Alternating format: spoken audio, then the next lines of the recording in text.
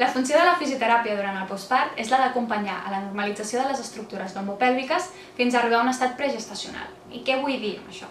Doncs que puguem tornar a moure'ns i a sentir el nostre cos al 100% o com a mínim com estàvem abans de l'embaràs.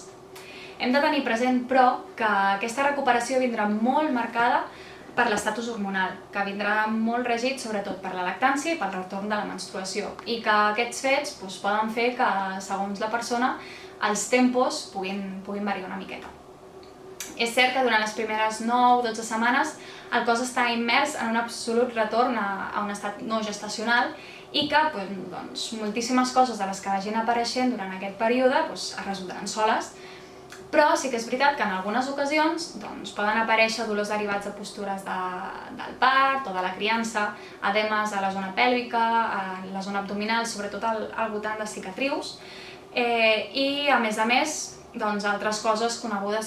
més conegudes com el restrenyiment, les morenes, que amb una actuació temprana de la fisioteràpia poden millorar molt la qualitat de vida de la persona que les pateix.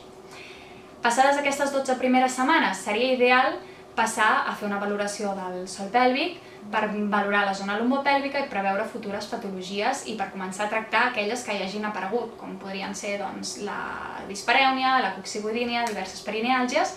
la diàstasis de rectes i moltes altres.